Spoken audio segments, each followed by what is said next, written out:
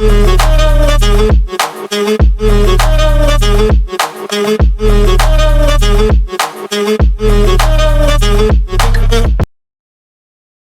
I'm going to tell you something. I shouldn't tell you this, but I like you, so I'll tell you. If you go to my website, okay, you'll see a picture of me standing there with Andy. And I like to joke that I had hair back then. That's how long ago it was. The original shot had my ex-wife in it.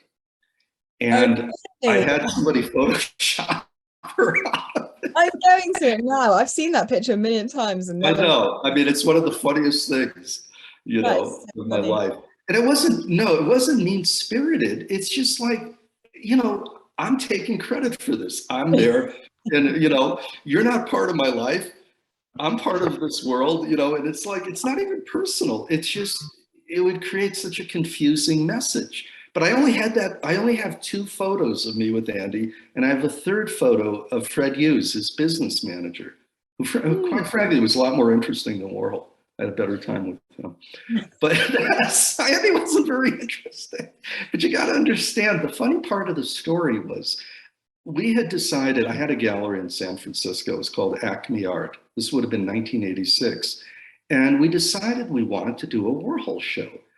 And we figured, well, let's really get into it. Let's go to New York. Let's buy a painting directly from Andy. And, you know, and use that as an excuse to meet him. Maybe we could talk him into coming to our opening. You know, it was the whole thing. We wanted to just meet Andy, you know. My wife and I were business partners. Let's go meet Andy. And you could do that. And that was the brilliance of the 80s art scene. You could meet anyone. If you did your homework and you behaved yourself and acted, you know, properly and respectful toward the artist, you could meet anyone. Perhaps Jasper Johns was the hardest one to meet. He was very, very private. I only met him once. And I didn't even dare talk to him about art. I talked about, I think it was about seashells, of all weird things. Because I'd read somewhere he liked seashells, and I brought that up. Because what am I going to say to Jasper Johns? He's America's greatest living artist. Hi, I'm Richard Polsky. You know, I'm a big fan of your work. You know, tell me what you meant when you did that American flag back in '58. He's going to look at me like I'm a nut and walk away. You know? So, but Warhol was the opposite. You know, anyone could meet Andy, but it really was about commerce. It was transactional, being able to meet him. And basically, the only reason we did meet him is because we bought something. And after agreeing to something, we said to Fred Hughes, God, you know, we knew he was in the building, and we knew when we made the appointment, he would be in town that week. So we had a strategy. And I mean, I was hoping for lunch, but I didn't think it'd go that way. I didn't spend enough. I'd spent enough. I could have gotten lunch out. But I always wanted to go with him to Balducci's. That was his favorite, one of his favorites.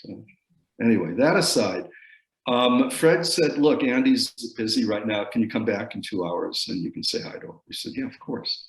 We came back and he walked out. And what was amazing was he was thinner than you can imagine. And he was taller than I thought. He looked like he was 5'10". I always thought he was this little guy. He was actually about 5'10". And I don't think he weighed more than 135 pounds. I mean, he was very, very skinny.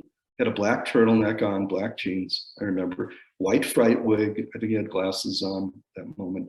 And Fred was like, oh, these are the Polskys. They're doing a show of your work in San Francisco. They just bought a painting. And Andy's like going, oh, okay.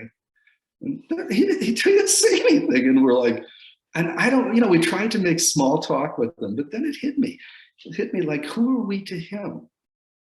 I mean, you know, I wasn't important enough. I got it. It's like, I didn't spend that much money today. I wasn't a long-term buyer of his. I didn't matter in his universe. I sort of got it. I wasn't to put myself down. It was just reality. Warhol was a businessman. And like I said earlier, it was all transactional. I mean, I'd like to think he liked me, but I don't think he cared one way or another. Anyway, I did invite him to come to San Francisco to our opening. And, you know, he turned to Fred and said, oh, we'll see. You know, it lasted 5 minutes. It was like a nothing. So right after, I said to Fred, no, I meant it. What would it take to get Andy to come to San Francisco? And he said, $50,000. I didn't tell you this story. No. It was $50,000. And I go, what do you mean? This was 1986. It's a long time ago. And I go, what do you mean 50,000? He goes, well, think about it. Okay, you need to line up 2 portrait commissions. 25,000 each, and we'll do it. And I go, boy, I don't know if I know people like that. I do now, but at the time I didn't. And he was like, well, think about it. You're asking Andy to give up 3 days of his life. I go, what do you mean? He goes, well, 1 day to fly from New York, cross country to San Francisco, then the next day to attend your opening, and then the third day to fly back to New York. He goes, if he's not going to see 50 grand, he's not going to do it. And he says, I won't let him do it. It's not going to happen that way. And I was like, wow. And we were like ragging our brains. Who do we know? Who do we know? What, because we were like, God, could you get him to our gallery?